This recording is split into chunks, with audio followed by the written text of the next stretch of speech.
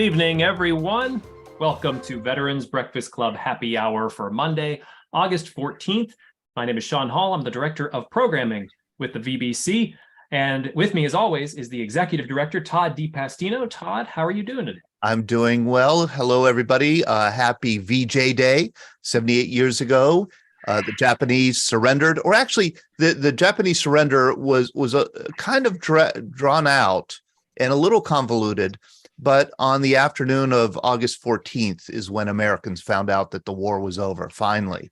And anybody who was around then will certainly remember that day. Thank you, Todd. And we have a really incredible program tonight. Joining us is Captain Brett Crozier of the USS Theodore Roosevelt, also the author of Surf When You Can. Have the book here. Brett, I'd love to say hi. How are you doing? Good. Thanks, guys. Really excited to be here tonight. And as you can see, I'm here in sunny San Diego and just glad to be part of the club today. We were just talking about it. Brett's rubbing it in just a bit. We're in a rainy evening here in Pittsburgh. Very excited to have you a part of the program, Captain Crozier, and we will get to your story in just a few minutes. I want to welcome everyone again. Our mission here with BBC is creating communities of listening around veterans and their stories to connect, educate, heal, and inspire. We've been doing it for 15 years. Most of that was in-person breakfast in and around the Pittsburgh region. But we, during the pandemic, pivoted to the hybrid platform and mostly bring you the online happy hour Zoom, which you're on right now, 7 p.m. Monday nights. Join us every single Monday night for military topics, military history, veterans, non-veterans alike. Everybody is welcome. We're always excited to have somebody in the room to share stories with.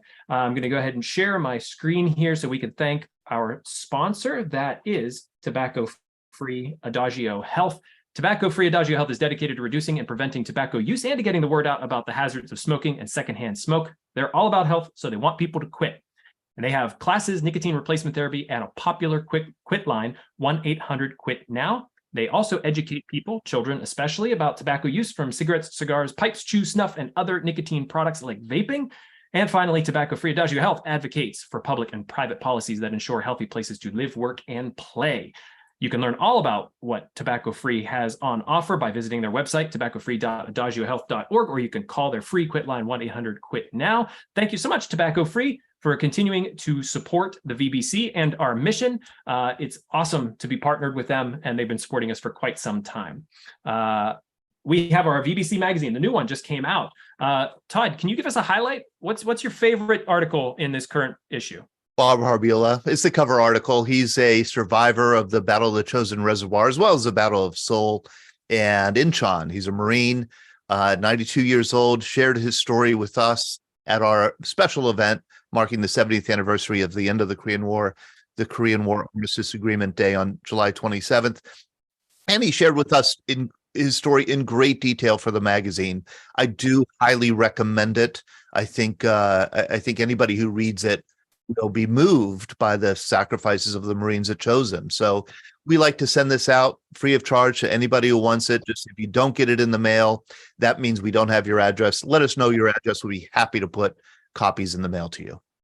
You can do that at Sean, SHAUN, at veteransbreakfastclub.org, or Todd, TODD, at veteransbreakfastclub.org. Love to hear from you. Lioness Origin Story podcast. So I normally host the pre-recorded podcast, The Scuttlebutt, but we took a detour from that over the last couple of weeks because Paramount Plus decided to release they produced a new show called Special Ops Lioness, which you may have heard of. You can get that on Paramount Plus's streaming. It stars Zoe Saldana and many other really wonderful actors, but it doesn't really dive into the history of the Lioness program. The Lionesses being the Army women engineers who were in Iraq and ended up in combat, despite the combat exclusion policy.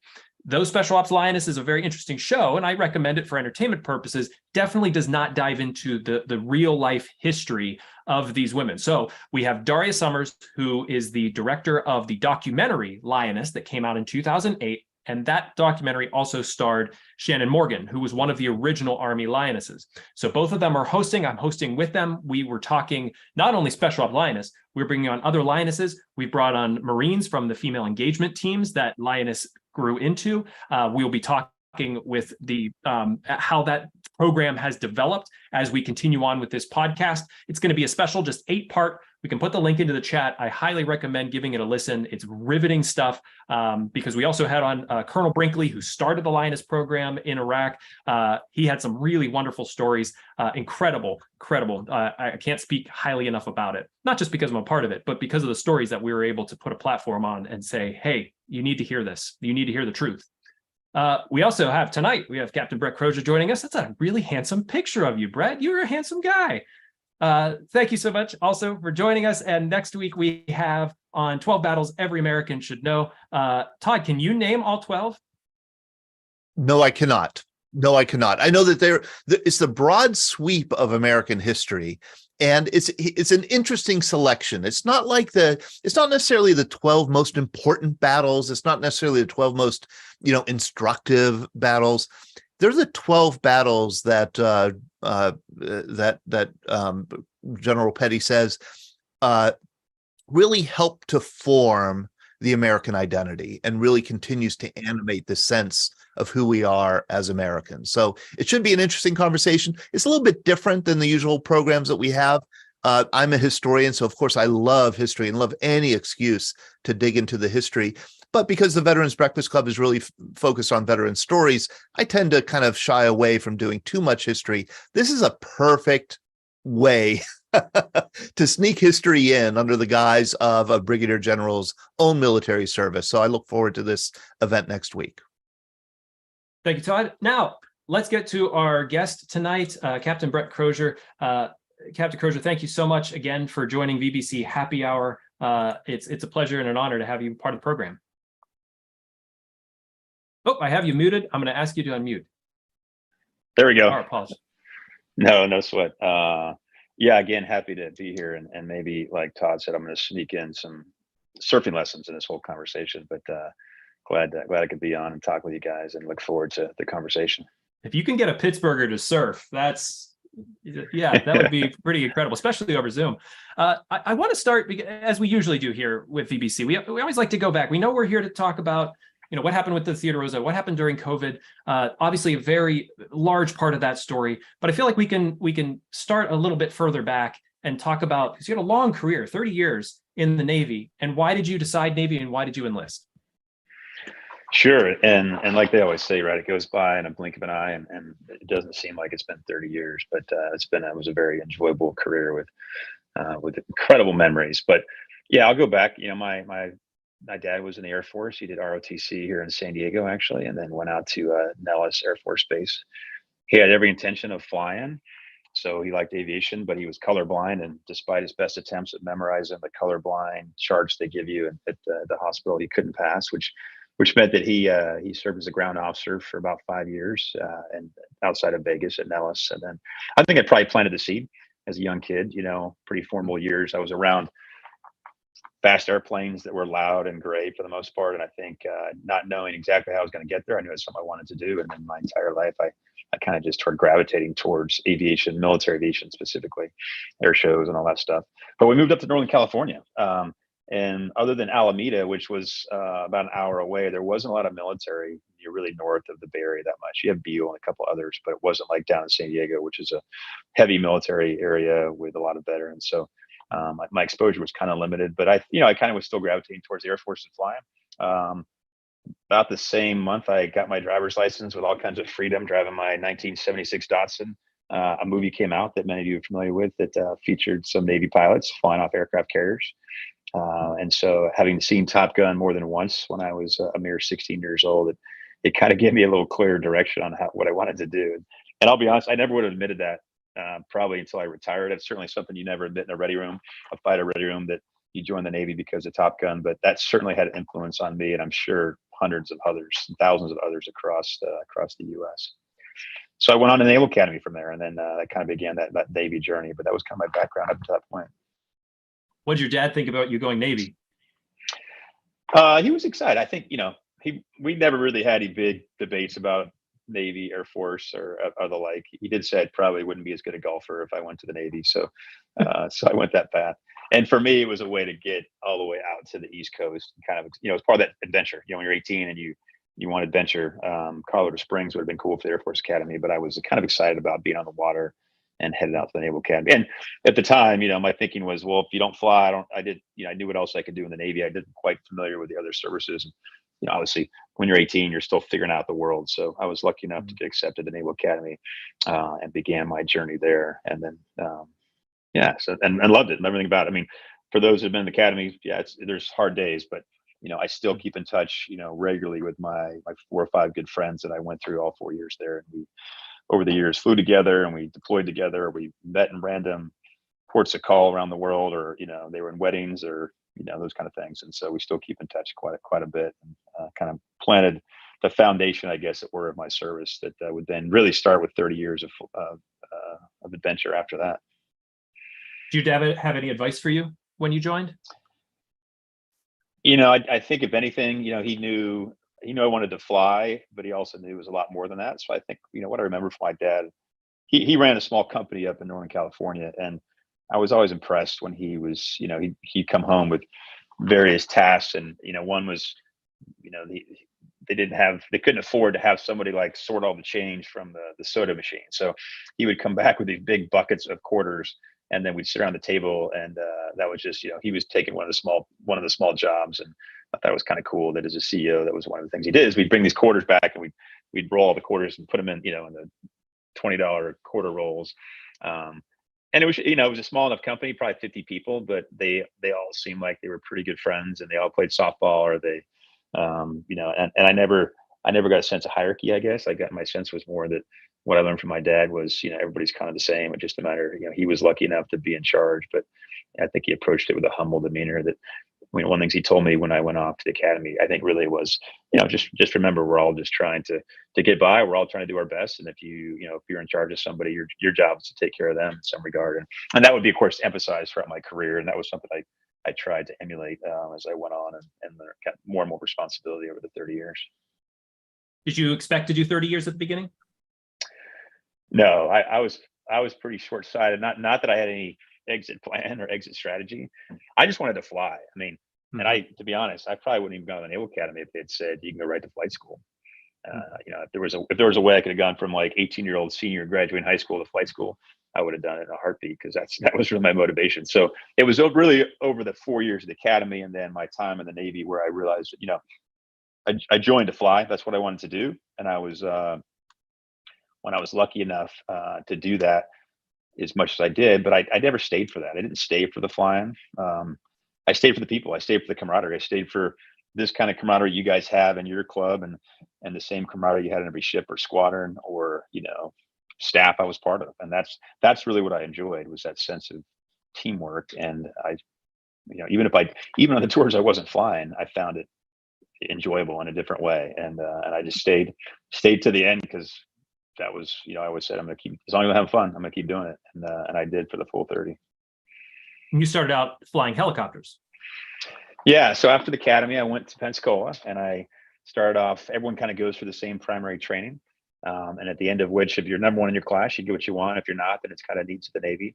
I was actually excited that I got helicopters as my second choice, and went on from there to San Diego, and then out to Hawaii. And the Navy's got one helicopter squadron in Hawaii. It's at the time was Barbers Point. So we shared the airfield with the Coast Guard, and we had a bunch of Navy P3 squadrons and the helicopter squadron. So not a bad place to be for a first tour helicopter pilot. Got to surf a lot. Got to fly around the islands quite a bit. We'd deploy on frigates and cruisers, and we'd go all over the Pacific. We'd go out to the Persian Gulf, Arabian Sea, and then we'd come home. And I remember just circling around the island and coming back, and we'd do surf reports. We'd come back and tell the maintenance desk, hey, here are the problems of the helicopter, but more importantly, North Shore is breaking pretty good. And then that would be the sign for people to cut off work early and head up to the North Shore if they were so inclined. But I did a couple of years there. The squadron has since moved to Kaneohe Bay. So now they share Kaneohe Bay with the Marines on the other side of the island. Actually, a better side of the island. It's just more tropical. But I did my time there, and then went from there to a staff job in Millington, Tennessee, dealing with personnel issues. And then from there, actually, is when I did the transition and went back to flight school. Now married with 2 kids, and learned how to fly the T-45, and then on to the F-18, and really learned how to fly the F-18 right around the time 9/11's happening. I mean, I remember I had a strike mission the day 9/11 kicked off, and I remember we all kind of realized it was going to kind of change our trajectory for the next couple of years and now decades. But it suddenly made everything we did a little more serious, right? We were actually on that day, September 11th, we were headed to Fallon, Nevada, which is a mere hour flight from Lemoore, California. And we had a bombing mission, to practice dropping bombs. And we were all pretty excited. Obviously, everything gets shut down for 9/11, but we knew when we came back and we actually did that flight a week later that, man, we're going to probably be doing this and soon enough in a different part of the world. And sure enough, that was kind of where we all kind of pivoted towards, Afghanistan and then Iraq. So I was in Lemoore for 10 years in various squadrons, much more senior, right? Because by the time I learned how to fly the F-18, I'm probably 4 or 5 years behind my peers because they had all gone right to fly jets. So I had a lot of catching up to do. I was like, the oldest. I felt like a senior that had flunked high school a couple of times. I'm the oldest guy in the back of the class learning how to fly jets and trying to get caught up with my peers. But it worked out and end up with eventually had command of a squadron there in Lemoore, BFA 94, which is an F-18 squadron. And it was a busy 10 years and a lot of flying and a great part of the world for those that have been there to fly. It's I wouldn't retire there, but Lemoore, California has got some great ranges. You can be low, you can be fast, and there's not a lot of noise points out there. Seeing as how I'm going to take a bit of a detour, seeing as how your book is called Surf When You Can, you were a surfer from way back. I did. I grew up surfing a little bit. I would say that if you've ever been in Northern California, it's pretty arduous surfing. It's cold. You get about as thick of a wetsuit on as you can, and you pray the sharks don't find you. But it's so I don't know that it probably sank in as well as it did. When you're in Hawaii and suddenly you're just wearing board shorts and the water's a chilly 80 degrees or something, it was much more pleasant. So although I learned to surf as a young kid, I think it wasn't to Hawaii to when you live there, it's right there in your backyard. The water's great. But I really start surfing more in earnest. And I for those surfers out there, in total transparency, I'm still a very mediocre surfer. It's funny when I go out and my kids laugh at me. And they're like, Dad, the book is called Surf When You Can. You better up your game because people are going to think you're going to be surfing with Kelly Slater one of these days. I'm like, I'm pretty sure Kelly Slater would not be surfing with me. But, what is it about surfing that really sort of captured you? Well, it's probably not just surfing. I think that I like being outside. I love getting away from the phone, the computer, everything, and getting out and about. And so, there's times in my career where it was hiking, whether that was when we stationed in Japan or Italy or just even in the Sierras around Lemoore. But being on the water for me is a little bit different. I just like the physical activity of getting out there. I like just being on the water. Now, if I'm surfing a wave, that's great. But sometimes even the days where the surf is crappy, just being on the water and taking it all in and having that distant horizon out there with nothing going on and seeing maybe some sea life around you and having some buddies in the lineup with you that you're not really talking a lot on the lineup, but you can certainly there's a vibe out there and you're part of a different kind of team, I guess, in that regard. But it was just a way to get away. And I think, as we know, it's so easy to have a cell phone in your pocket all the time. The only time most people turn their cell phone off is when they're in church. But you go to the gym, people have their cell phones. When you're hiking, people carry cell phones. When you're surfing, you better not have a cell phone. You probably get a waterproof bag, but you're probably going to get cut out of the lineup because people do not want to see that out there. So I just like getting away. And I like being, something physical, something strenuous, and a chance to, kind of just contemplate life and think. And I thought, personally, I liked it for those reasons. But even as a leader, I found that being on the water it helps me think clearer. It helps me get away from the day-to-day grind and think more strategically. And that was sometimes, I think in today's environment, it's hard to find those opportunities.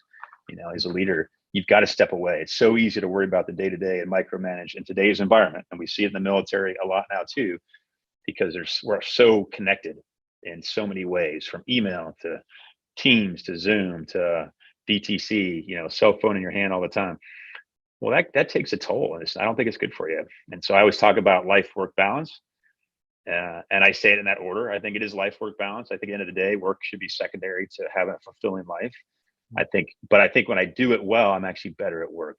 I'm a better leader. I think better. And more importantly, I'm doing things like taking care of my family and I'm staying healthy and I'm thinking some big thoughts. And those, as I got more senior, I found that time was more precious and more important.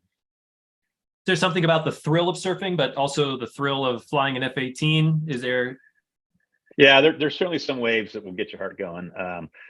Not like a night trap would be in an F-18, or not, not like getting shot at in combat, but there is a certain excitement. And I told my wife that the surf's been so flat here recently that I told her I was going to take up skydiving because I needed that adrenaline edge. And she said something about I better get a truss set up first, so I better do that before I even think about it. But it's but there's yeah, on a good day, right? There's some adrenaline, and there's a little bit of excitement to it.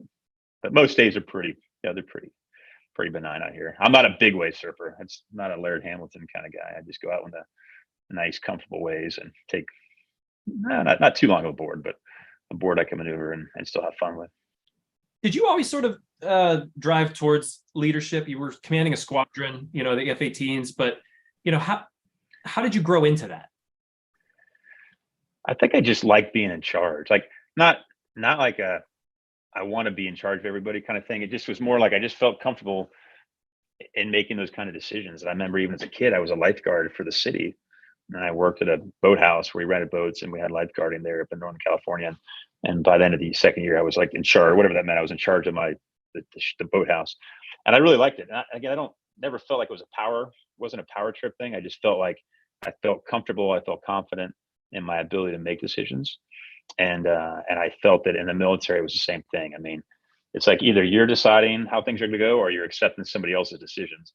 And I found in my life I'd rather be the one making the decisions than accepting other decisions, for good or bad. And that's probably something we all struggle with, right? And no matter what you're doing, whether it's corporate or nonprofit or maybe at home, right? At home we have to compromise. So, but I found I liked it. I guess I enjoyed it, and I never sought it out per se. I just felt comfortable doing it, and that sometimes mean when you're comfortable being in charge that things kind of fall your way a little bit. How do you think that first deployment changed you? How did you grow through that particular time? You mean like all the way back in my first helicopter deployment? Yeah. Yeah. So it's, I look back on it, like, remember we'd write letters to one another, like my wife Mary and I, and you have to number, this isn't, for those that served before, it's not unusual. For those that serve now, you realize we have email. You can FaceTime folks, even on an aircraft carrier. They have bandwidth now that you can FaceTime people on deployment. It's kind of weird. But I remember that deployment because you're so removed from your family. And, I had been married about 6 months. And so my wife and I had to learn how to communicate via letters. But for me, it was everything I'd hoped for. It's a sense of adventure. It was traveling the world. It was on the ocean and the high seas. We were pulling into ports that at the time were about as exotic as you could imagine, from Hong Kong to Singapore to Dubai, in the Middle East. And this is all pre OIF and OEF. So at the time it was after Desert Storm. So it was kind of a lull in activity in the Persian Gulf. But I enjoyed it. I enjoyed being good at my craft. I guess I learned that to be successful in the military, you've got to be a good warfighter. And that means you better be good at what you're doing. You have to be a good leader, and you have to you have to be well-rounded, I think. But being a good warfighter is really, at the end of the day, what you're getting paid to do. So at a young age, I was able to make sure I spent enough time on that. And then when I transitioned to fighters a couple years later, even more so, right? Because I think, while I love flying both helicopters and jets equally, flying an F-18 requires a lot more studying, a lot more tactics. And so, that initial tour flying helicopters really kind of set the foundation for me in terms of what's going to be required down the road to be good at your craft. And that's kind of just, above all else, be good at your job. And then the other things kind of follow line. And I think sometimes it's easy to get distracted when we talk about all these things in the military, but bottom line, military is there to do one thing, and that's destroy the enemy. And that, whether you do that with kinetic action or diplomatic action or just fear of force, you've got to be good at that. You got to be good at destroying the enemy if you want that to be, you to be relevant as a warfighter. Did you always think you would be captain of a ship? No. It literally was getting to flight school. Flying was my goal. And I just wanted to keep flying and keep doing what I did. It wasn't, my desire to go start driving ships was really at the 20-year mark. So I'd been in the Navy almost 20 years at that point since I graduated. I'd done my 10 years in Lemoore, all those combat deployments. I had command of a squadron out of Lemoore. We deployed all over the world. And it was when I kind of realized that was coming to an end, there wasn't, my third decade in the military per se is how do I want to spend that? And I like being on the water. I liked, sailing, and I've been on the sailing team at the academy. So I really like being on the water, and I love flying on aircraft carriers. So I put in for that program really at the 20-year mark and said, I need some way to challenge myself in this last decade, as it were, as I move forward. And I did not want to go do 10 years of staff work per se in the Pentagon or whatever else. Nothing against that. Just that seemed much less enjoyable. So I put in for a program to let me go. The aircraft carrier nuclear power program is what it's called, and it's a 10-year program. So when you put in for it, if you're lucky enough to get picked up, and they go back and they look at like your grades in college, and I remember having to sit down with the 4-star admiral and explain why I got a C in my calculus class at the academy like 20 years prior. I'm like, I have no idea, sir. I mean, I'm just lucky I graduated 20 years ago, to be honest. But that's what it takes, and that's what they scrutinize you. And then if you get picked up for the program, it's a 10-year program. And on the front side it's 2 years of nuclear power. So you go back to Charleston and you learn all about nuclear power at the subatomic level. And you're in class with ensigns and JGs, so O1s and O2s that are fresh out of their school. So some are like nuclear engineers from MIT. Others are, there's no poli-sci or English majors in your class. And they're all ensigns and JGs. So you sit in the back of the class, and it's myself and another commander at this point. We're both O5s. He was also an aviator, and you just try to catch up. And it's this theme in my life where I'm always trying to catch up to my peers, I guess, or being, I find ways to challenge myself. And that was a 2-year like crash course, master's levels of nuclear power. But once I figured it out, and once I figured out how to study and get through it, then I enjoyed it. I enjoy the hands-on stuff, but you're learning how to take a reactor critical. You're learning how to, do maintenance on a reactor. It was pretty neat. And that was the start of then the path to then go drive aircraft carriers, both as the XO, command of another ship later on in Japan, and then ultimately the Theodore Roosevelt a couple years before I retired. Which we will get to. Was it harder to fly an F-18 or to go get a master's in nuclear engineering? So flying an F-18 is I want to say easy. It's not that hard. Like the actual mechanics of flying a modern day fighter are pretty easy. Now, how you fight them is hard. So flying is like the freshman course. How you fight them, how you fight them in combat is the master's level. It's not PhD level of aviation. So a funny story is when I come from we call the Navy a family business. My wife was a Navy brat. My oldest son was an air crewman in the Navy. My middle son's an ensign in the Navy. So we can go back over this in a sec. But my middle son, Sean, who had done ROTC in Boston, he made it to one of his summer trainings was in Lemoore, California, and an F-18 squadron, which happened to coincide with one of my 1 week a month visits after the TR when I was instructing up there while I was still active duty. So Sean, my middle son's first flight in F-18 was in my back seat on a 2-seat F-18 Super Hornet out of Lemoore. And it had and in the back seat, it was called the training bird. So the back seat had a throttle and a stick. So as soon as we took off, I'm like, Sean, you got it. And I say that because he has no aviation experience whatsoever, had a simulator or two, and he's able to fly. And now I kept him safe. And we had to tell mom when we got back safely on deck because she was worried about that. But the F-18 is easy to fly. It's really, really hard to fight because it's just so advanced. Nuclear power is hard from the start. It's actually harder at the start than it is towards the end. But you're back to things like calculus, advanced calculus, chemistry, biology, all this stuff. And then you get all the way to nuclear engineering and nuclear physics and reactor dynamics and safety stuff. So I would, yes, if you ask me what I'd rather do, I would much rather go back through flight school, and I would probably go kicking and screaming back to nuke school, and only if you paid me a lot of money. I do find it interesting as a civilian. I don't know if you know that Todd and I are civilians, not veterans. But I do find that interesting that as XO, up to captain, on an aircraft carrier, that you have to know that much detail about the ship. Yeah. So this is a little history here. So first of all, to be a CO, commanding officer, or the executive officer of an aircraft carrier, you have to be an aviator. So by law, and you can go back in pre-World War II, when they were debating the battleship Navy versus the aircraft carrier Navy, and they had, they did the raid on a small target ship off the East Coast, and it took the battleships a couple days to sink it, and it took the airplanes, like the Doolittle airplanes, it took them like a mere couple hours. And so there's this big revelation, and again, I'm not a history guy, but so there's more specifics than I'm alluding to. But the end result of that exercise was that everybody realized that, man, this whole aviation thing, this whole idea of airplanes dropping bombs on ships, it's a pretty good idea. In fact, we should pursue that. So the Navy went into this and said, and Todd can chime in here, The Navy said, we need to start putting money towards this. So then now there's this big battle for command of, well, who's going to command these things? And of course, all these younger aviators are like, well, it better be an aviator, it better be a pilot or a navigator, because it shouldn't be a battleship. Because otherwise the battleship guys are just going to drive it like they would a battleship. So they codified it in law. You have to be an aviator. And I think, as the story goes, when Halsey wanted to command aircraft carrier, they said, fine, you have to go back through flight school. So I think Halsey was like in his 40s when he went back through flight school. I don't know. Todd probably knows. Todd, he's shaking his head. So I think that's a confirmation. I didn't realize he was that old. I know he had gone through it, but I didn't realize he was like older to go through flight school. Wow. Yeah, so the story is he's older. There's apparently he like ran one off the runway or two, but everyone liked him, and he was a full. I think he was a full captain at the time. So either you had to go through flight school early on in your career, or you went to flight school later, like Admiral Halsey did.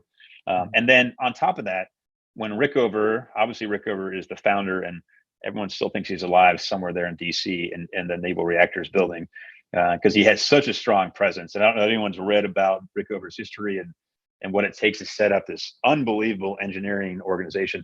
I mean, he rivals the Musks and the Zuckerbergs of the world. And this is for an aviator to give compliments to Rickover. It says a lot, but created this unbelievably fascinating engineering program that is the DNA is still in our system today, and how we run nuclear power ships and submarines. And in doing so, he said, okay, anyone that's going to command a ship that has nuclear power will have to be not only blessed by me at the start, but approved by me at the end.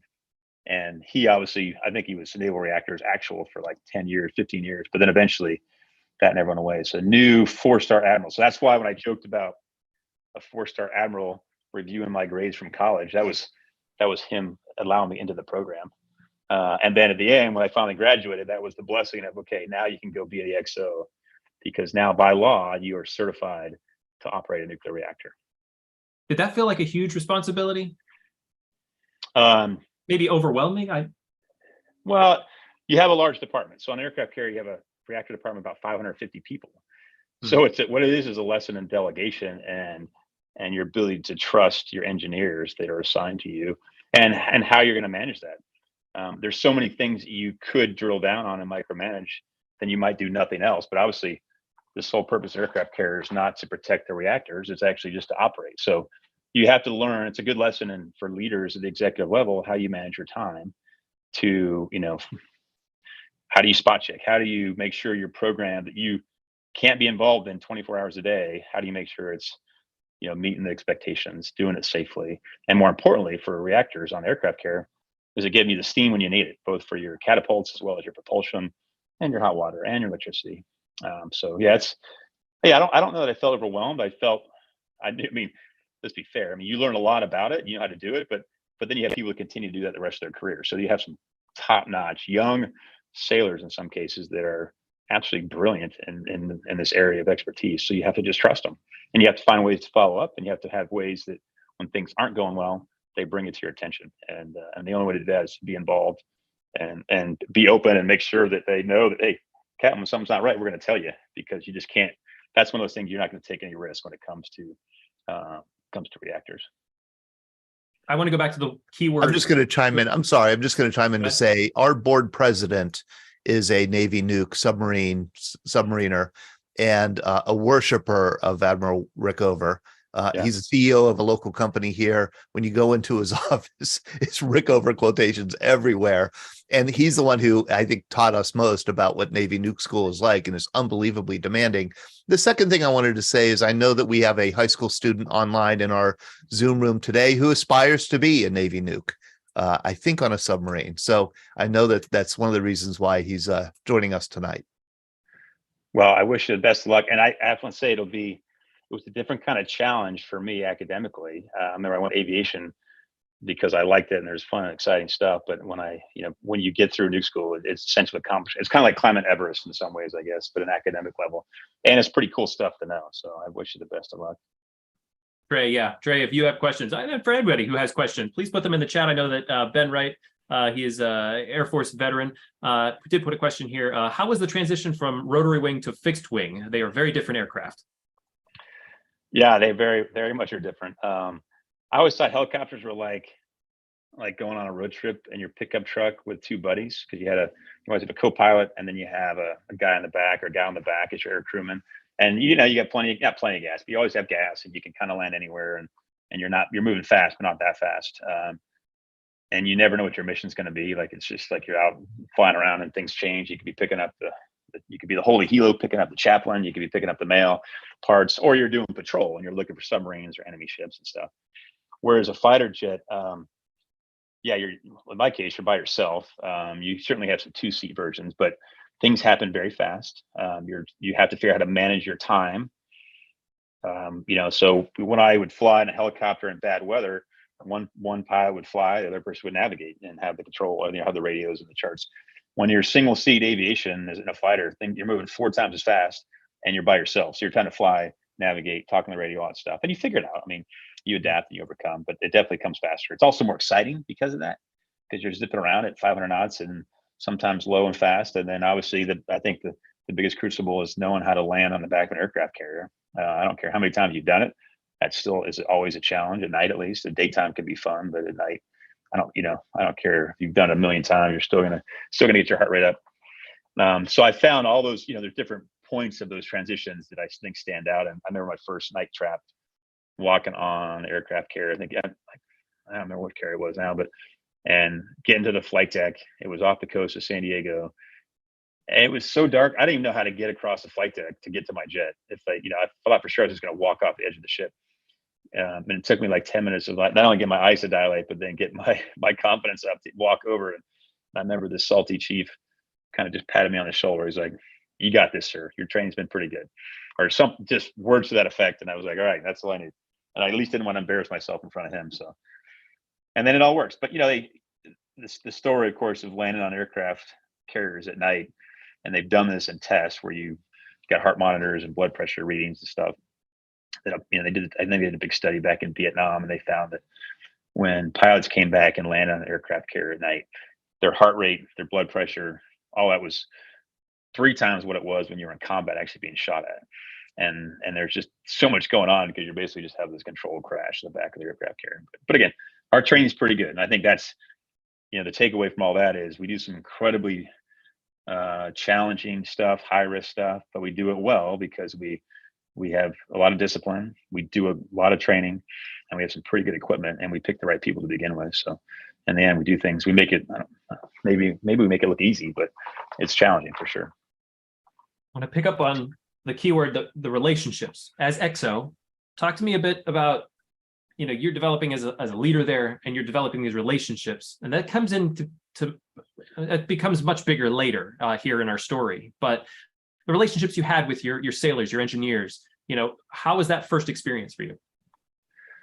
Sure. Yeah. So you go from, I've been XO a squadron before. In a squadron, you've got 220 people, but it's a much smaller group. On an aircraft carrier, you got 5,000 people, right? 3,000 from the ship and another 2,000 from the air wing. So as the XO, you're learning, right? You're learning about as fast as you can, and you find yourself more as a city manager, right? You were trying to manage everything on the ship, from the power to the water to the trash to the food to supplies to IT stuff to radar stuff, operations to the reactor stuff. So you've got 20 major departments that you're in. Each department has a commander in charge of it. So for the first time in my career, I found myself in charge of a lot of people, a lot of resources, a lot of capital.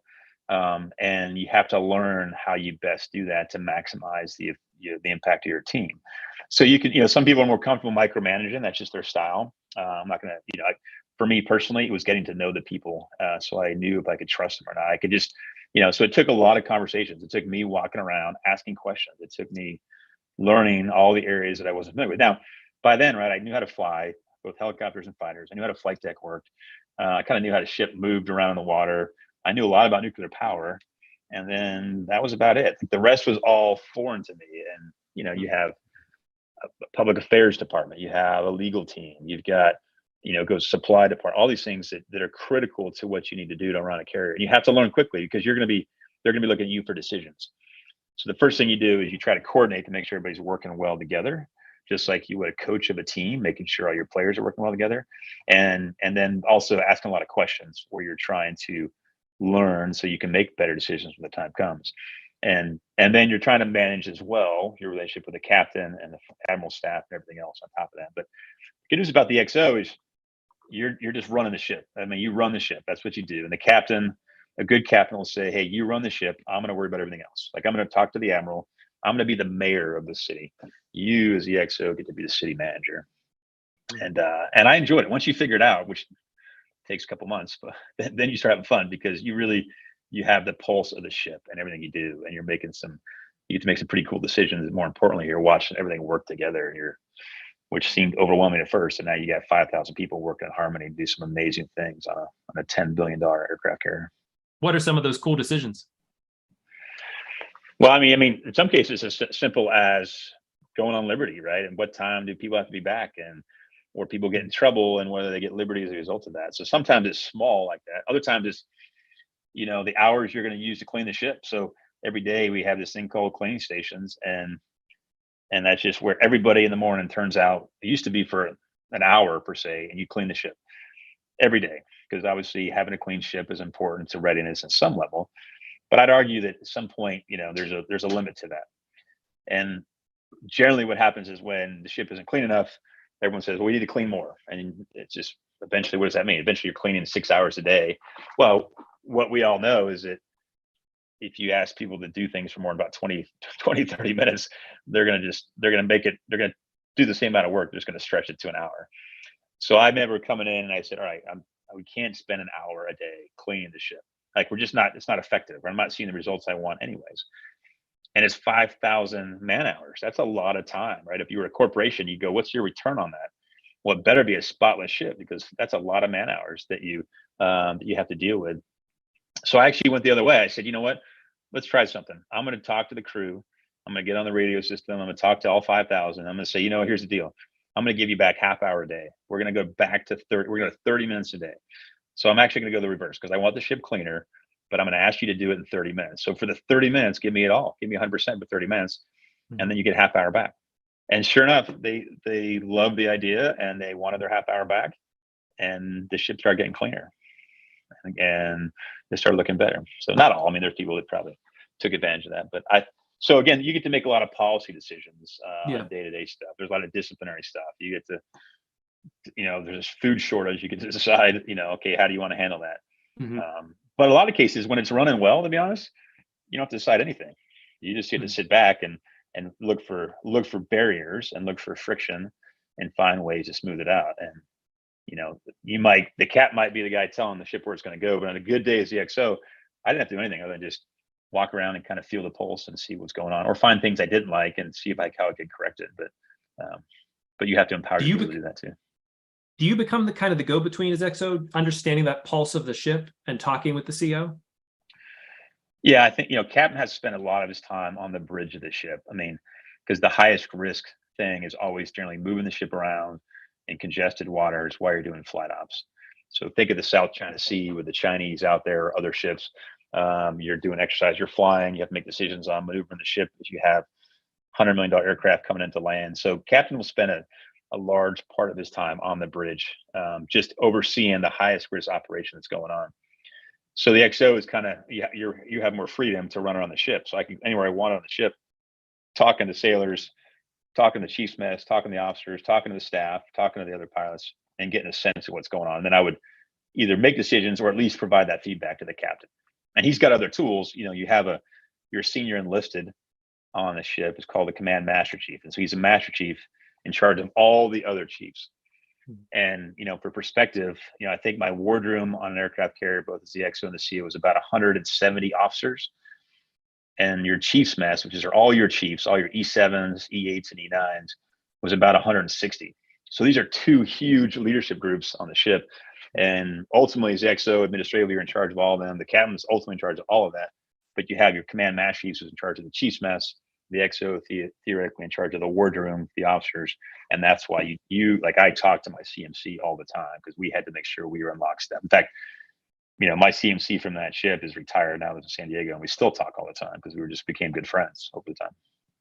Rick asked in the chat, did you conduct many captain's masts? Well, yeah, as a captain I did. And then obviously the XO, you're the first step. The first step is the XO, you do XOI. So XOI is like your vetting of any kind of disciplinary issues. So two sailors get in a fight, and they, rather than the captain spend all day, every day worrying about that kind of stuff, he comes to the XO, and I could kind of cut to the chase and be a little, a little quicker, and I could vet stuff for the captains. And my goal was always to say, I don't want the captain. I don't sometimes with a captain that isn't like a pretty obvious case, right? If it's anything I could kind of either flush out, do more investigative work, or just dismiss it at my level. Two sailors get in a fight in port. Well, if they both come to me and apologize, and they obviously regret it, then that's part of the step. And then I can dismiss it. I don't have to send charges to the captain. So to that specifically, like when you're in a squadron, I probably did XOI or captain's mass maybe once every month, once every 2 months for like 2 to 3 people max. So maybe like, I don't know, do the math, maybe like 20 a year at the most. That's a high number for a year as the XO or captain. On an aircraft carrier, you could have like 40 a month, because there's just so many people. And again, it just means that someone's brought charges against a sailor, and then it comes to me as the XO to look at and decide, hey, this is pretty serious, right? There are certain things that are serious. Grand theft is serious, or or assault is serious. Sexual assault is serious. Those things I have no purview. I'll listen to the case. I'll make sure I have all the ducks in a row, and I send those to the captain. But other things I could adjudicate and I could dismiss. And really, it's a way. It goes back to your earlier question. It's a way to kind of keep a pulse of the ship, right? Mm-hmm. If you start seeing the same sailors have problems in a particular division, department, well, there's probably something else going on, and it's your way to kind of peel back the onion and find out what's going on. Because what I like to say is, everybody joins the Navy, the military, with good intention. I mean, no one joins the military to then go to captain's mass. It just, so the question is, how do we go from that, where you volunteer to serve an all volunteer force, and suddenly you're a captain's mass? I mean, there's been a lot of breakdowns there, and it's not just that particular sailor. There's a lot of things along the way that went awry, and I think a good leader tries to find those out if they can, and try to ideally remove those barriers for future sailors, or try to help out a sailor, because sometimes people just make mistakes. I do find this completely fascinating tonight, because you sort of understand as a civilian some level of how 5,000 people can work on an aircraft carrier, but how does it work together? How does it all fit together? Who's in charge? This is fascinating to me. Yeah. How did you become captain of the Roosevelt? And that was a very different step from XO to CO, it seems. Yeah, so you learn basically after you go to new school, you cut your teeth on large ship organization and leadership as the XO. So I was the XO on the Ronald Reagan for about 2.5 years, and I had the ship here in San Diego, and then we actually had to switch ports to go to Iwakuni, Japan. So I did this whole swap, as they call it. I took the whole crew, or half the crew, over to Iwakuni, and then finished my time there. Once you're done as the XO, there's still another step. You're given command of what's called a deep draft. So a large ship, over 20,000 tons, or in my case, the Blue Ridge. So the Blue Ridge is the command and control ship for 7th Fleet out in Japan, also in Iwakuni, in the Reagan. So after some more training, I go back to directly take over command of the Blue Ridge. So my crew now is about 500 people for a ship that's about 650 feet long. And I'm learning about how to just run a ship from a captain's perspective, and how to drive a ship. I'm all about helicopters and fighters at that point. As the XO, you learn a little bit about how to maneuver an aircraft carrier, but you need experience driving a big ship, both working the tugs when you come in and out of port, to just maneuvering. And it's one of those things that's like, you just got to do it. And so you get to cut your teeth, as they say, on a large ship. So it's, for an aviator going to an aircraft carrier, they have a step in there after XO. And that's like it could be an oiler. It used to be oilers all the time. Now it's like LPDs, amphib ships, the command ships. There's one in Japan, the Blue Ridge, and there's the Mount Whitney out in Gaeta, Italy. So those are 2 command ships that are always commanded by aviators. They're trying to learn all about aircraft carriers. So then once that's complete, and that was about 18 months for me in Japan, my family, then you go back, you go through more training, and then eventually you get assigned your aircraft carrier if all goes well. So for me, and I think it's, I look at my 30-year career, I was literally in a training status, like in a classroom or flight school for 10 of my 30 years, like where I was just a student, where my sole responsibility was to learn. Now, my other 20 years, you're also learning. You're doing OJT, and you're every time in any squadron environment, you're learning every day. You're studying for your flight, you're debriefing your flight. But I was in a classroom of some kind, whether it's how to, run a reactor, or how to fly, or how to maneuver ships or simulators. So by the time you get to your aircraft carrier, you know a lot about the Navy. You've got every rate in the Navy on board your ship. you know how to drive a ship, you know about nuclear power, you know how to fly off the ship. So I'd argue you're pretty well equipped at that point. I mean, you still have a lot to learn, and you're going to learn a lot more, as we always do. But you finally get there, and I finally then took over I was lucky to take over the Theodore Roosevelt, in the fall of 2019. There you go. There she is. Is it easy to tell the difference between one aircraft carrier and another? Not if you can see the number on the bow. Okay. So you can see the 71. Otherwise, each one's a little different, but to be honest, they're always doing upgrades. So things like radars and antennas that might make it stand out, those are hard to see. But if you look up on the bow there, you can see the backward, or the 71 just kind of upside down. Right here. So just look for that. Take us on that first day. First day you're on the Roosevelt. I know we're going to flash forward here a bit, but Yeah. Your first day as CO, what did it feel like? It was amazing. So one of the other things is, before you take over, you have to do a 30-day turnover. So you show up to the ship. I remember flying out to the ship from North Island. I was the only person on the back of the cod, other than the 2 pilots and the crewman. And I remember flying over at the ship, waiting for the deck to clear so I could land. And then realizing that as soon as I landed, I'm now the PCO, as they call it, the prospective CO. And I began a 30-day turnover with the outgoing CO before I take over. And that's also required by naval reactors. So you spend a lot of that 30 days just walking the ship, go into meetings, learn about the reactor, getting to kind of figure out the culture. So you do a full 30 days. We were underway for about half of it, and then we pull in. And so in fact, it was pretty cool to get on the ship out there. I lived in San Diego at the time. My family had been settled. They just finished filming that great movie sequel. So there was a lot of stuff on the ship, a lot of buzz still about Tom Cruise being on board, and all the stuff they filmed on there for Top Gun Maverick, which I thought was kind of cool. And it was just kind of through that surreal feeling. And for me, obviously, with the impact, that movie impacted me many years earlier, to know I'm coming back to a ship and they're filming the sequel on it. And there was I think Tom Cruise has done a pretty good job of taking all the stuff out of the room he was staying in. But I remember seeing a couple things. He left like his tea, some kind of tea, like blind pig tea. And I remember asking the old CEO, like, what are you going to do with that? He goes, I don't know, you can have it. No one drinks tea here. So I took it home, and I was like, this is pretty cool. I'm going to take home some tea that's Tom Cruise's favorite tea. And my wife wasn't excited either by it. So anyways, I think that's extremely exciting. Yeah. But it was, So then the end of the 30 days, and you have your big ceremony, and there's a band, there's speeches, admirals are there, TV press is there. You have all your friends and family. I had all my family there as well. You definitely feel prepared. There's other times you take over command, or you're put in charge of something, you're like, I got to figure this out. You feel pretty equipped. Like, there's going to be things you don't know, but you know enough about the ship to know who are the people that are going to help handle that. And I felt pretty blessed, because in my 30 days, I really got to know those 20 department heads, the folks that ran the ship, right? The reactor officer, or the air boss that ran the flight deck, or the suppo that did that was in charge of everything on the ship, from like the food to the laundry to supplies. And so I felt like I had a pretty good team. I mean, I felt like I was stepping onto a team that was in the playoffs, destined to win the Super Bowl. And I just felt lucky to join them. And we were only a couple months away from deployment, so we only had the last couple months of exercise and certifications to go through.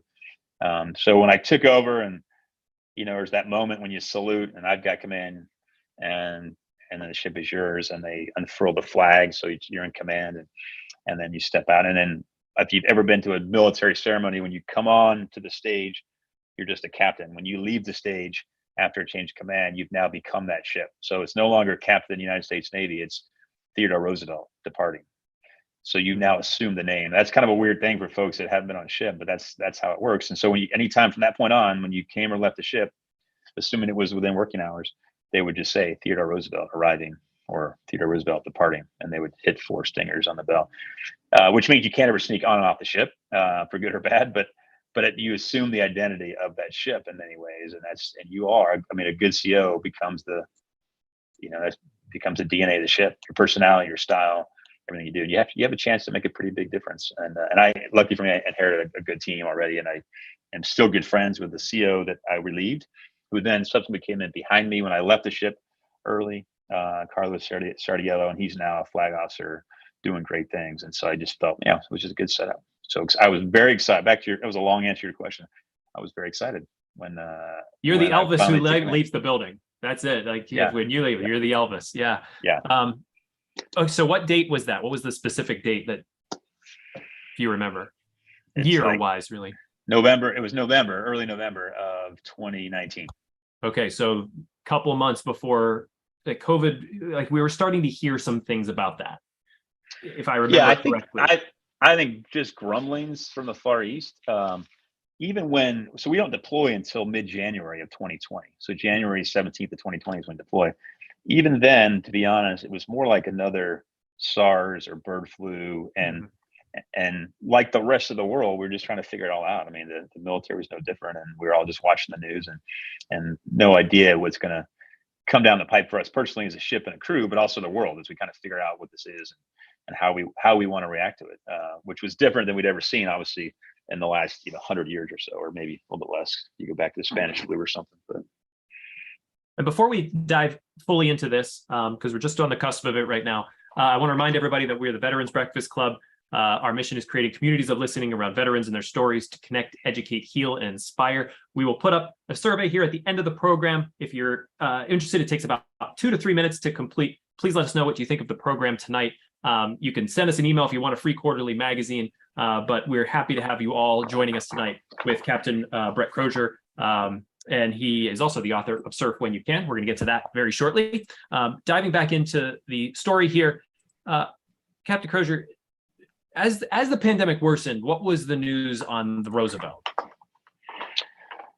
Yeah, I mean, we're obviously, I go back to actually you're running the ship as the captain, you're looking downrange, you're trying to see what's coming. And we certainly had our concerns at that point as we start watching ports close down. We start looking at, cruise ships and what they're going through for those that have contracted COVID. We are seeing incredibly high transmission and fatality rate, but, higher than we've seen historically. And so it's a very analytical approach to it for us. And we're looking at our ports and deciding already, where do we want to pull in? Where should we pull in? We're looking at our supply chain. I mean, as a ship like that, you're always looking for jet fuel and food. So you're constantly, once a week, you're replenishing. So, that's, as they say, as amateurs talk tactics and professionals talk logistics. So we were very concerned with logistics, and we're trying to figure out how we make sure we get all the supplies we need to operate. Now, the good news is we're nuclear power, so we can make water forever and we can go wherever we need. But to fight, you need the fuel, the parts, and the food. And so I spent a lot of time working that and trying to figure out how we're going to get all the supplies we need, because you need a lot, and you're getting it a lot. And you're getting, a million gallons of gas, if not more, every week, just to make sure you have enough jet fuel. So those are really where we're focused on, more than anything, I think, is how we maintain that. So we want to maintain our warfighting capability above all else. And no one expected to go to conflict, but we're getting paid to do that. We're getting paid to be ready, and we're trying to do the best for our ability. So as in the background, as we're watching things like the NBA season shut down and all these things that seemed, that's like, it's human nature, right? Like something's going on in the world and eventually you get comfortable with it and then it just becomes a new normal. But then we had these big milestones, and it's like, things were shutting down, schools are shutting down back home, families are getting shut down, air traffic is shutting down. We're seeing these huge fatality rates in in Europe, right? Northern Italy specifically, and a couple other places. So we're trying to take it all in. Like, it felt like we were bystanders to a Walking Dead sequel that was coming out, affecting the world. And we felt luckily isolated in our ability to protect ourselves. But we also knew, of course, we're extremely vulnerable. Doesn't take a rocket scientist or a nuclear engineer to understand that an aircraft carrier is not an ideal place to contain a highly transmissible virus like COVID. And so we're doing what we can to kind of start changing our behavior on the ship as well. But ultimately we continue the port call to Vietnam. And there's, for those that know the history, it was an anniversary of the normalization with business relationships with Vietnam. So, and we pull into Da Nang to make sure we celebrate this and honor this key date. And it's a good news story, in that, yeah, we're excited that 23 years later we're good friends in Vietnam and we work together well, and it's important for our alliance there. But I'm keeping an eye on, obviously, the risk to COVID coming from anywhere over there, any country that borders China. So we start taking precautions, and we're going to make this. We're going to make the best we can in the port call. We're still going to try to get the key events, but we're going to start curtailing events and liberty and things that can put the ship at risk. because even though at the time Vietnam said we have no positive cases of COVID, we kind of knew that, well, you have zero if you don't test for it. So yeah, you can say you don't have any. And if you've been to Vietnam, and I love it to death, you could tell as soon as you pull in, well, yeah, there's just not a lot of testing going on. So we knew there was some risk there, and we moved all our events off the ship, and some of the stuff you traditionally do on the ship, I said, we're not going to do on the ship. Like, I'm not going to host a party on the ship for 1,000 people and dignitaries. Let's do everything off ship. Let's minimize our stuff. And if our crew goes ashore, then we just need to remind them that they need to be cognizant of where they go and what they do. So we ran into some issues ashore. We had some British tourists. They were in Da Nang that they had tested positive, and the Vietnam government had identified them. And then we, of course, had sailors in that same hotel. So we had to quarantine them. I think, I just remember specifically that there was some desire to keep all our sailors ashore and let the ship depart like 2 days later. I just said, it's probably, I don't want to be the captain of the ship that leaves 30 American servicemen back in Vietnam as we head out. So I was going to do all I could to make sure whatever we had to do, we got to get them back on board. And so we did. So we were, we went through this in a mere 48 hours quarantine procedure and testing procedure and everything we could. We said, CARE is big enough that you can quarantine about 50 to 60 people pretty safely. And we went through all that pretty strictly. And remember, a carrier also has a medical team. So we had 100 people on board that deal with this kind of stuff. And we actually flew on a epidemiology team on board as well, just to focus on specifically COVID and what we can do to test. And so we took our precautions, and eventually we left Vietnam. And 2 weeks after that, with no positive cases, we felt like we had probably dodged a bullet, because all 30 plus of those sailors tested negative. We were doing spot checks around the ship. Everybody's come back negative. We'd still, change things around on the ship to make sure we mitigated some of the risk. But here we are post Vietnam 2 weeks later in mid-March or so. And we thought we've dodged a bullet, only to I got a call like late one night from my doc who said, "Hey, Captain, bad news. We had 2 positive cases today, and they were not from that group that we had successfully quarantined and monitored." And those were the first 2 positive cases we had, because the 30 that we had quarantined never tested positive. They were negative the whole time. So it was just the 2. And that's when we knew that, okay, now we're off to the races, because those 2 obviously were not isolated for 2 weeks. They were probably out and about the crew. And that's about when we started seeing symptoms across the crew. And then we started testing. And it's worth reminding ourselves that, like the rest of the world, we are still trying to figure out how to deal with this and how to manage this and mitigate. And we didn't have tests, right? There's no vaccines, and there's no tests like we're used to now. So for us to test meant that we could do we would basically do 20 people at a time on the same Petri dish.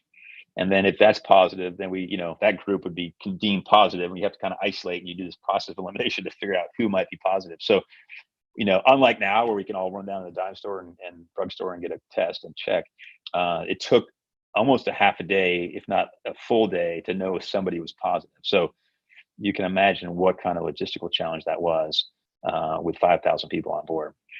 So, and I'm rushing through this story, and I'll be happy to take more questions. But in the end of the day, our analysis with all these professionals on board was that we were seeing this exponential rise in positive cases. And if they were positive, we did our best to fly them off the ship or get them somewhere, because we had no way to know what the impact was going to be. We try to remove all our high risk people off the ship, because, obviously, if, we're pretty healthy bunch like any military unit, but there's still people that are vulnerable and have some risk, right? They could be smokers, they could be heavyset, they could have some percentage of body fat that makes them more vulnerable. So we're doing our best to get people off, but in the end the number was pretty high. At the end of the day, you fast forward a month later, the official report was, we were probably close to half the crew had tested positive at one point. But we basically were worried about the exponential growth, and we were worried about the fatality rate. So at the time, the international fatality rate was 4%. So think about 4% doesn't seem like a lot, of course, unless you're that 4 of 100 or 40 of 1,000. And if we thought we were going to see 2,000 positive cases, well, the math doesn't work. There's no way in the world you're going to be able to operate effectively unless you're in combat with that kind of fatality rate. And we also knew we were healthier, so we didn't accept 1 or 4%. We say we're probably, worst case, we'll say 1%. We'll say it's worst case, the fatality would be 1% if we were test positive. That's still a big number. 1% of 1,000, still 10 people. And I didn't want, the right answer is 0, right? The right answer is you want no fatalities and you're going to do all you can. But we also know it's not a 0 risk ball game that we're in, right? If we didn't want to accept any risk in what we do, we would never leave the pier and we would never launch airplanes. So we accept risk the moment we do anything operationally. However, this is a risk that the sailors have no control over. This is a risk that, we haven't trained them for. There's nothing you can do other than do your best to mitigate. And the best way to mitigate that was to eventually pull in the port Guam and do all you can to get the sailors spread out, fresh air, and the ability to quarantine so we can reduce that overall number. So whatever that final positive number was, we wouldn't want to take 1% of it. So and this is, maybe the crux of the story, although I will tell people for the book, there's only one chapter on this because I think, I wanted to make sure I told the story and people understood the rationale, but I also want to make sure people know the book is it's not a burn down the house book. The book is about all the great things and things I learned in the military. So we'll get to that in a second. So at the end of the day, we just were running into roadblocks. We were getting friction. There was a lot of second guessing. There was a lot of micromanagement. It was the fog of war and a non-combat scenario. And so we were doing all we could. Remember, nothing you do is by yourself. I had this entire medical team. I have all my leaders on the ship. I have the epidemiologists on board. And we were just watching these numbers. And, it got to the point where, what do you want to do? How do you make sure nothing's left on the table and you make sure everybody is aware of the risk? And I made the decision then to basically say, it's called a red flare, right? When you're at sea and you're looking for help, you shoot a red flare. And, you're always told you can ask for help when you need it. That's essentially what I did. I sent an email to folks that I knew well. I sent folks that I worked for. They were in my chain of command. They were very senior, like 4 stars, 3 stars, 2-star type admirals. But I wanted to make sure because I didn't want them to be blindsided as well if they didn't understand the situation. So I sent the red flare knowing it was going to probably screw up my career a little bit because it literally was going to rock the boat, right? It was going to cause waves. But it just wasn't something I wanted to I didn't feel comfortable, with this not at least being very clear, the risk we're talking about, not just, for the sailors, but I was also mindful of my bosses. I didn't want them to be blindsided or suddenly go, how come we didn't know? I was going to, all right, let's just level the playing field. Let's just send an email to make sure it's very clear what's going on here. And let's level the playing field. You can ping me because you don't think I did enough up front. So be it. But that's not a reason not to make sure it's clear what the risk is right now. And so good news is it did start getting things moving a little bit. Some stuff was already in motion. It definitely accelerated stuff that was in motion. And we ended up getting our sailors off into hotel rooms in Guam, quarantined. And the good news was that the ship, the sailors spent, 2 to 4 weeks, depending. They were isolated. They got healthy. They came on board. And unfortunately, we did lose a sailor. So Chief Thacker, unfortunately, passed away. He had, I won't get into specifics of him, but he basically contracted COVID and passed away about a week after I was relieved of command. And so the crew had to continue to fight on. And some of the stuff you've seen in the news, the email made it, obviously leaked out, got to the press. My departure from the ship made the press when the sailors kind of say goodbye. I do want to get to that. I do want to get to that video. And I want to take a step back to you decided to get to Guam. What's the situation on Guam and how? I know there was a lot of sort of politics involved in trying to get everybody off the ship. And there were, how do we get 5,000 people and where do they go? And you were a part of all of these decisions while trying to mitigate the spread and keep the ship running. Right. Yeah. So I think, we were looking at all options, right? Do we pull into Guam? Do we go somewhere else? Do we just steam home and accept the risk? Eventually we do decide to pull in as the closest resource available to us.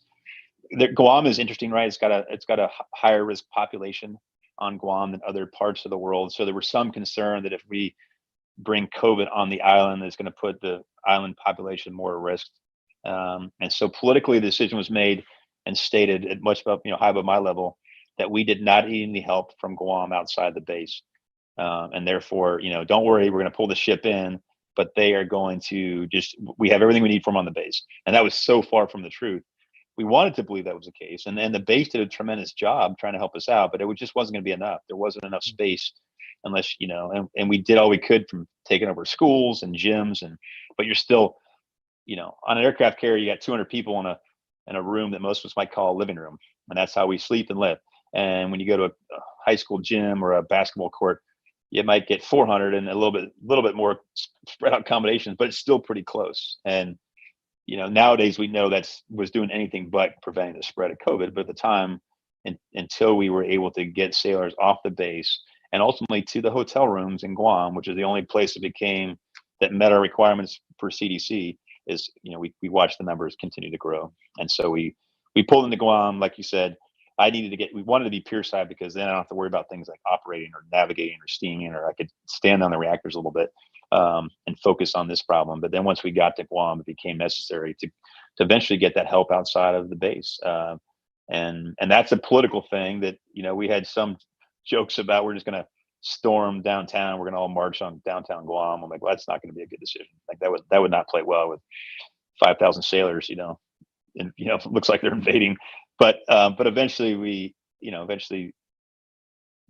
whether it was email, other things, it basically broke the logjam. And I think in the end, people said, yeah, we got to get these folks to hotels. And I think some of it was emotion, to be fair. Maybe I didn't know about it, but maybe that was already well in motion. But it definitely accelerated it. And that was, end of the day, when you're talking about risks to people that you're in charge of, why leave anything on the table? I didn't want to leave anything on the table.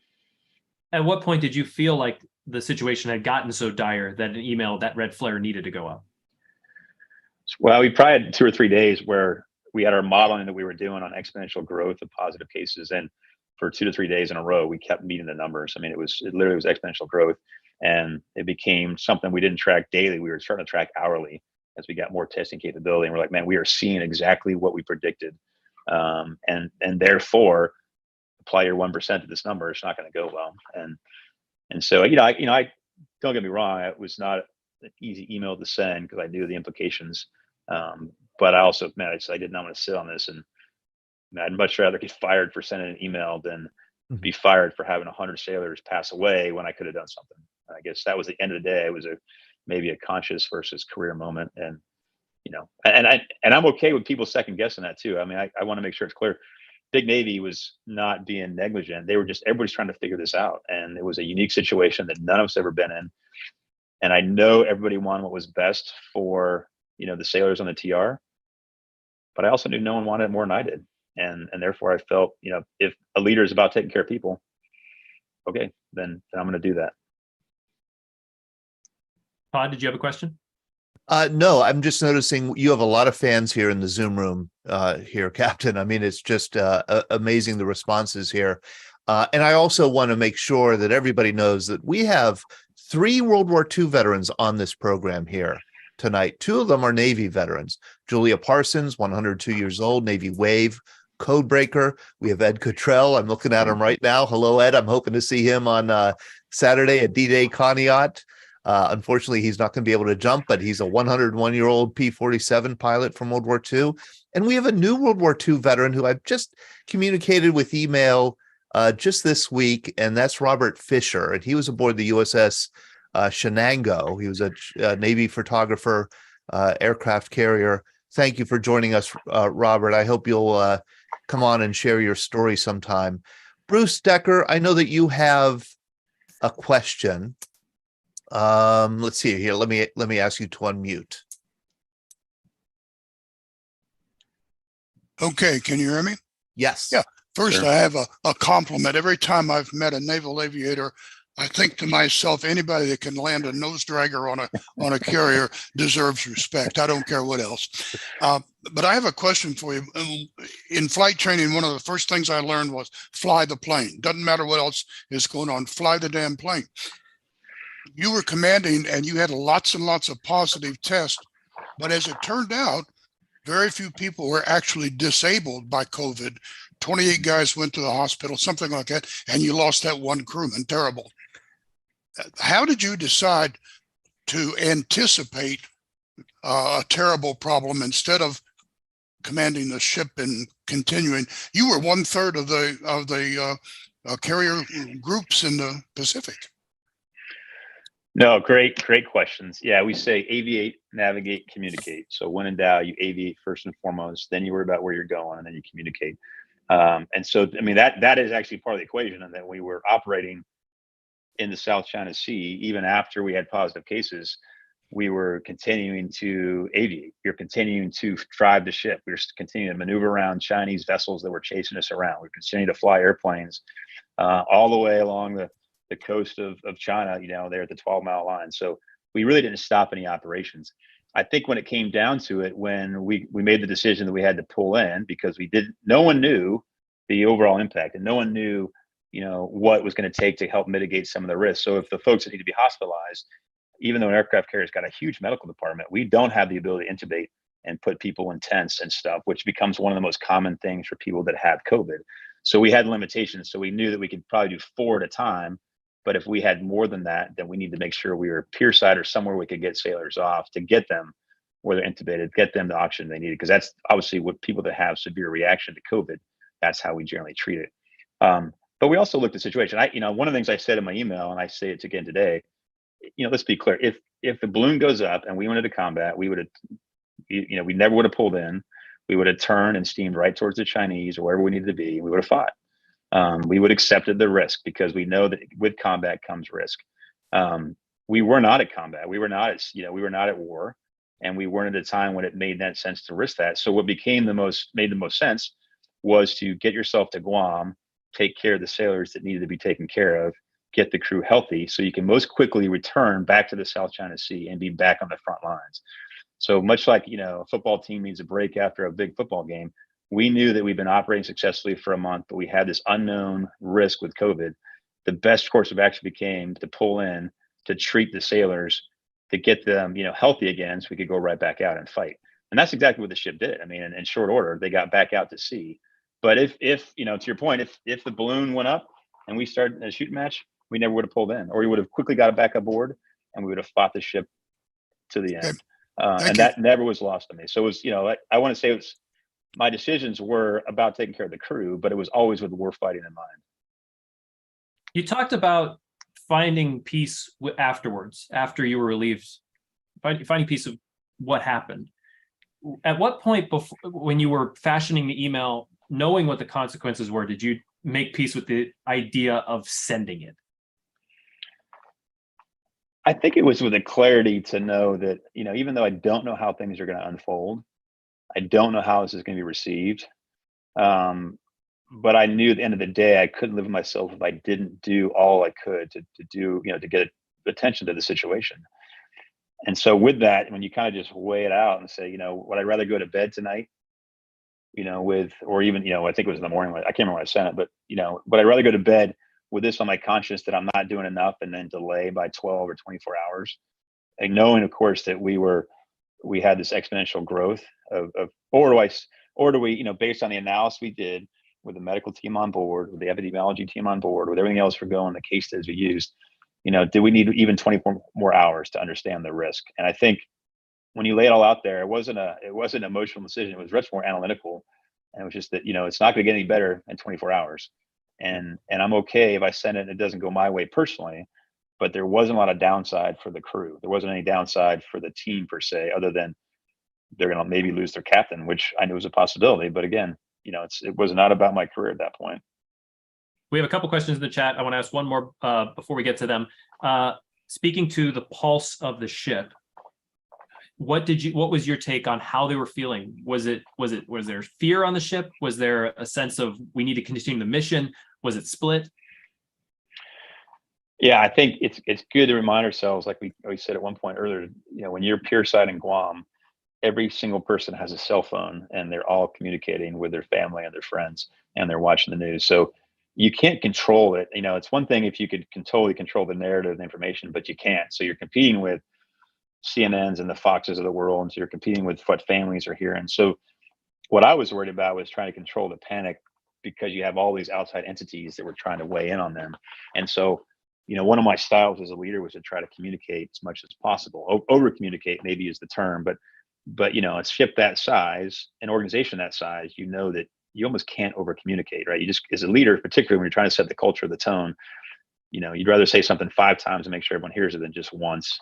So when it came to the COVID stuff, I was pretty transparent with them. I mean, meaning that when we had positive cases, it became evident. So, I had two strategies. I could just ignore it and pretend nothing was happening, or I could be honest about it and say, hey, we've had some positive cases. I need you to take this for consideration, meaning be smart about washing your hands, maintain safe separation, and then tell them, hey, we're doing all we can to make sure we get adequate spaces. Open up the flight deck. We're going to open up the pier, things you had to do. And I think they trusted me as a result of that. And I think, the previous months I'd spent with them, they knew they could trust me. And I think in the end that, I knew that if I stopped communicating, they would suddenly get panicked, but I knew that my style had been to be pretty communicative along the way. So I would continue that. And I think it was to the advantage, because I think they feel comfortable that they knew I was going to fight for them one way or the other. And we were seeing the positive effect. And again, it just wasn't, in the end, it wasn't happening as fast as I wanted it, but. From Larry Kilmeyer in the chat, was there a flag officer on board the TR, and did he have any input in docking into Guam? He did, yeah. In fact, he and I are good friends. We served together. We both were fighter pilots. We both served in Lemoore. He was obviously senior to me. He was on board the ship, so he was going through the same struggles and battles we were at the end of the day. And he was involved in the decision to pull into Guam. Yeah, I mean that decision to pull into Guam, that was not my decision by myself, and that was a fleet decision. It was the idea that, hey, what are we going to do? And basically I'm saying, well, I want to pull in. I can make this work. Let's pull in safely. And then I can mitigate all these operational risks while we deal with this. And he agreed with that. And in fact, if he didn't agree, we probably wouldn't have, but he agreed. And we've talked a lot even since I left the TR, and he's a great guy. I think, like everybody, we were all just trying to deal with this issue that was a novel pandemic that no one had, that no one knew how to deal with. And at the end of the day, we wanted to do what was right by the sailors. Were there U.S. Marines on board? No, we don't carry Marines anymore. We used to have a contingent of Marines for security. We don't. We have the Navy's got their own master at arms, and then sometimes you might have a Marine squadron on, like a fighter squadron on board. Every once in a while, you'll get an Air Wing that has a F-18 Marine squadron on board. We did not, though. We were all Navy. Greg asked, I guess, summarizing, what did the Navy learn about outbreaks from this, and outbreaks on ships in particular? Well, I think, testing requirements are important. That's one of the ways that you're going to mitigate it. You first have to have the information to know if it's positive or not. So, but again, this is the challenge we're all in, that none of that existed at the start of this. And there's no saying that if we have another virus, we're going to have vaccines and tests ready to go. I mean, that was a pretty Herculean effort, I think, that we can't overlook, is the fact that we developed not only testing capabilities, but a vaccine in such short order. That was historic in terms of the history of the U.S. So there's, we can always hope that it happens that fast. I think that, we probably will complement our medical teams a little bit differently. Some of the other testing requirements for general viruses might be adapted a little bit. And obviously they're going to train to this a little bit. I mean, we train for things like chem bio, but those are handled a little bit differently. That's a combat scenario where you're getting, like, we got bombs raining down. That's different than when you're trying to operate day to day for a couple of days at a time, and you're trying to figure out how to mitigate that. So I like to think they've learned that a little bit. I will, I mentioned earlier, I'm a Navy family. It's our family business, and I'm always confident that we still remain the best Navy in the world. And I know that we adapt pretty quickly as a result of that. So I feel confident that, not that we're always going to be ready for every adversary, but we know how to adapt pretty quickly. And all this stuff took place, a mere 3 months into the pandemic, or even less, depending on when you think, when we declare the pandemic started. So this is all the very beginning. This is like the freshman year of this big pandemic. And I think the Navy did a phenomenal job after this. In fact, they continued to use hotels to quarantine before deployments, and the ways they adjusted their supply chain. So a mere 6 months or even less after the TR incident, we were still deploying. We were still sending ships to sea, and we had things in place now, and we adapted our procedures to handle that. That included quarantining people in hotels before deployment to make sure they didn't bring a virus on board. So I do think they've adapted pretty well, and not to say we ever know what the next threat brings, but I think we proved the ability to adapt pretty quickly in this case. The moment that I'm not sure who gave you the news that you were being relieved, but did you feel like that was unfair or unfounded? That you said you were always told you could ask for help. What went through your mind? Yeah, it wasn't. This is one of the reasons I wrote the book, especially for that chapter. I was never bitter through all this. Like, I felt like, because it was so clear to me the possible outcomes when I sent the email, that I accepted whatever spectrum on that outcome that came my way. And so it was Admiral Baker, it was the admiral that called me down to his quarters and said, hey, Chopper, because Chopper was my call sign as a helicopter pilot. It's a common, fighter pilot call sign. So he's like, Chopper had been directed by the acting Secretary of the Navy to relieve you of command. I need you to get your stuff and come up with a turnover plan and then leave the ship by the end of the day. I mean, there's nothing you can say, right? You're not going to argue that. And I wasn't angry. I really wasn't. In fact, like I said, I knew that was a possibility. So it wasn't like it was out of left field. And I said, all right, thanks, sir. I appreciate you telling me. And I'm sure I'll have questions later, but that doesn't matter right now. So then my concern became, how do I make sure the crew remains in good hands? And I make sure the XO, who had only been the XO like a month, was ready to step in and take over with all the responsibility. So I think my next call, I walked to my room and I went to call my wife. Of course, she'd already heard it. She goes, "Oh, I already heard it. It's already on the news." So at that point, that's when I realized that it was now in the public sphere of things. But I want I to left bring the ship this. later that day. Well, just speaking to that point, leaving the ship, I bring this up because we had many different people recorded this, and this gives me shivers. You are.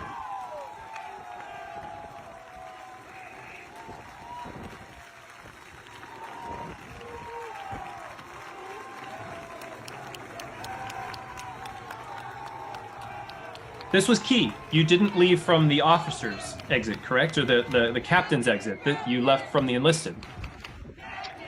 Yeah, I did. I think, I had the day to kind of get ready to go. And by the end of the day, we traditionally don't keep the officer brow open. So when my duty officer, I think he was the air boss, as they call him, he said, "Hey, we're going to open the captain. We're going to open the officer's brow. We'll let you leave the officer's brow." I said, "Well, if you got to do that, that means you got to bring people on watch and you got to man the officer brow, because it's like takes 4 people to do anything on the ship." I said, "I'll just go on the enlisted brow. That's fine. It's already manned up. It's already in place."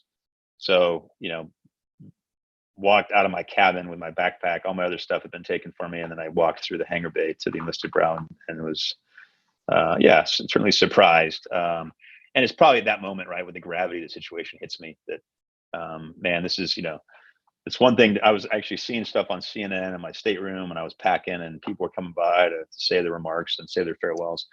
But it was that moment, probably more than any in the entire thing, that, the gravity or the finality of the situation dawned on me. And I remember, one of the things I was concerned with, I never wanted to leave the job, right? There's no better job, in my opinion, for a pilot than being captain of a carrier. I could fly a helicopter one day. I could fly a fighter the next day. I could chase around the Chinese in the South China Sea. And so I didn't ever want it to end. But when I did leave and I got the send off by the crew, which is probably way better than having to get dressed up and have a formal speech and everything. So if you're going to turn over command, maybe that's the way to do it. But I remember thinking, they recognize, what's going on, and they're giving me a positive send off. But in some ways, maybe it's them also saying, "Hey, we're going to continue to fight on, right? We're going to continue to fight this battle. So don't feel like you're leaving us in this moment of this crucial moment, as much as we're ready to fight on your behalf," kind of thing. So, because that was my biggest concern, right? And the arguments, is it worth dying on a hill that you can live to fight on another day? Well, in my case, my career, so to speak, maybe died on the hill. And I was worried that, now are they going to be in good hands? Are they going to be able to continue to fight without me? And of course, the reality is, there's plenty of people on that ship that were going to be ready to take over. The XO did a phenomenal job. And the guy who came in to relieve me, who I had taken the ship from a mere 6 months earlier, Carlos Ardiel, took over command. He came in shortly thereafter I left. So they remained in good hands. And it was a send off that, certainly I'll never forget. You and I quote from your book, "For me, it demonstrated that standing up for my beliefs mattered to the people who mattered." Yeah, that's probably a good way to capture it. Written by somebody pretty smart. I have one more question. I know we're coming right up here on time, but can you take us through sort of what your crew, these relationships you built, all the people that you became friends with? Can you take me through sort of what their challenges were after you left the ship? Yeah, so they had to continue to leave the ship. They had to quarantine. They had to continue to maintain the ship. You take a 100,000 ton steel ship and float it in salt water. It needs a lot of work. It needs constant maintenance and constant upkeep. So, and then you had all these airplanes, right, that had to be maintained as well. So, you know, they have to get themselves quarantined. They have to set up the supply and logistics to get them there. They have to have the medical care required. They're spread out all over Guam. And then we got to bring them all back, right? We got to bring them all back to the ship and then train and be ready to go. And it's much like anything, if you haven't done it in a while, there's always some added risk. So 6-8 weeks later, they have to get underway after living these kind of conditions and then operate safely. So there's a good picture there, Shannon, of one of the gyms where they were all stashed. And we had to use these, and then eventually we were able to also take advantage of the hotels, and we got folks in their own rooms. And we found once we got sailors in their own rooms, the spread obviously stopped. And then these environments were probably better in the ship, but they still were prone to spread. And this is the crew coming back on board to try to sanitize and clean and then get ready to go back to sea. I think heroes, all of them. Yeah, they had the real battle, right?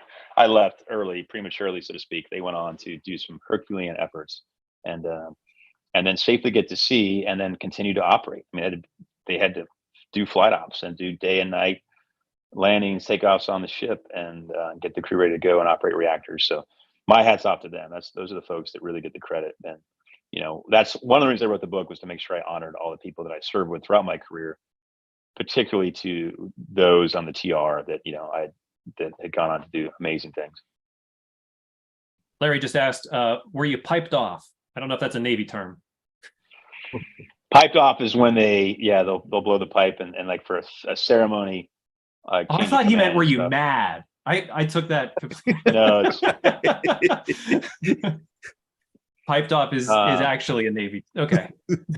I was told there was a bosun that was piping me off. There was so much chanting and yelling. I couldn't, if it was, I couldn't hear it. And it's all probably surreal at this point, but I was told that I was honored being piped off, which isn't normal unless it's like your change of command. So, but I know I was told there was a bosun mate that took care of me. I know that we are here at the end. Todd, I wanted to hand it off to you for any final question you might have. I want to thank Navy veteran George Skivington for putting us in contact with you, Captain, and obviously for you coming on. And we get a lot of our wonderful guests like you and like Marv Truey for last week, who was on this call, who was our special guest last week. Cliff Pfeiffer recommended him. That's how we get a lot of our really, really wonderful guests. And so I'm very grateful to George. I'm grateful for you for spending the time with us. If people want to buy your book, what's the best outlet? Where should they go? Amazon or Barnes & Noble, or do you have a website? Yeah, I was lucky enough that that Simon Schuster picked up the book, so you can find it at Barnes & Noble or Amazon or local stores. You can go to my website. It's called surfwhenyoucan.com. And there's links there as well to buy the book, but this takes you through Amazon. One of the things that, if you go to the website, I've got a couple nonprofits on there that I like to steer people towards a little bit. And, because now I think someone asked in the chat, I left the TR, I went for 2 more years on the staff there in San Diego, for, fine tuning my surfing game. And now I work at a homeless veteran center here in San Diego, taking care of all the homeless veterans in our area, which are quite a few, and trying to help work on this problem. So very operationally focused, a lot of clinical stuff, and a whole new kind of challenge. And again, I'm like I said earlier, I'm just trying to, if I find some new way to challenge myself, and there's a good picture of it. So if you're from San Diego or know the area, we've been around about 40 years, and we take care of about 3,000 veterans and their families every year, helping them with rents or just homeless that are on the street, or drug addiction problems or mental health problems. So it was founded by a Vietnam vet named Jack Lyon, who's still around and done some great work over 4 years. I believe one of our other veterans who we've had on the program and featured in our magazine, Kim Mitchell, was a predecessor. She was there. Yeah. She's a wonderful person. Scott Masters, you, I think, asked the most interesting question. You put it here in the chat, and I know that we're late. Scott and I have known each other just on Zoom for about 3 years now. I'm going to meet him in person on Friday. He's coming to Pittsburgh. He's coming to our D-Day Conneaut trip. We're taking over 100 people to this reenactment of D-Day landing. But he put this interesting question in the chat. Scott, I'm going to let you ask it. So I heard you mention earlier, sir, that you were on the Ronald Reagan, and I know the Ronald Reagan was in the movie Battleship as well as the AC/DC video Thunderstruck. And I was just curious if you happened to be on the ship at that time, and if so, Todd, I'd like to add, did you meet Rihanna? I wish I did. I did not. You know, I always look for those. We had many famous people on board the Reagan. In fact, even like on the TR, when a famous person would come on board, we had a stateroom that we just used for VIPs, and there was always a plaque above the bed of all the famous people that have stayed there. So obviously Tom Cruise in the TR. And why I tell the story is on the TR, there's this plaque, and on there is Meatloaf, the singer Meatloaf, and his girlfriend. And it's the first time ever that they let a couple stay in there. And I guess the captain got a lot of hot water for letting Meatloaf and his girlfriend stay in the captain's cabin on board. That was the TR though, not the Reagan. But no, I didn't get to meet. I was on the Nimitz for several tours, and I think someone asked earlier. I was on the PBS series Carrier. Yes. On the Nimitz, which is it's a great show. If you want to really know about Navy lifestyle on Carrier, that's a great show to watch. That's Carrier 2008 PBS. It was a series. You were on it. You were kind of on it. You know, you were. Yeah, it's actually the 2004 and 5 deployment. Okay. It was supposed to be it was actually Mel Gibson trying to do a 1 hour HBO documentary, and there was too much stuff to put in 1 hour, so they sold it to Icon, and then PBS picked it up. Okay. So it's a fascinating look. Like it's an unvarnished look, and in the end, you come away. It's it's a city. It's a city at sea, and it has all the challenges that the city brings. But I really like. Yeah, it was fun to actually go back and watch it even after I left the ship. That's so neat. I'm going to have to watch that series. Hey, Larry Googans, you're going to be the last word tonight. That's lucky. First of all, I'm a F4 A-10 Air Force pilot from Vietnam, and as Tom Cruise said, I'd fly on your wing any day.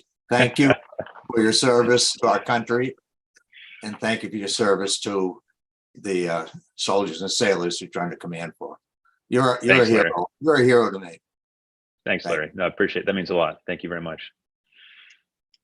I'm grinning ear to ear. It is one thing to see you on the news, which I did, and I think everybody here did it, in 2020. And it's another thing to meet you here on Zoom and to hear your story. And I have such admiration. You might want to consider running for office. I think that was in the chat. Thank you so much for joining us and taking the time. Thank you guys very much. No, it was my honor, and look forward to staying in touch with you guys. So have a great day, and thanks for what you guys are doing to keep the discussions alive and take care of veterans across the country. Great. Sean, do you want to say goodbye to everybody? Oh, just echoing all that. Thank you so much. Truly an honor tonight to hear your story. And I have so many questions I left on the table. So you'll have to come back and we'll have another one. But enjoy the surf out there. And if I ever make it out to San Diego, I expect a lesson. It's a free lesson on me for sure. Wonderful. Everyone have a good night. We'll see you all next Monday. Take care.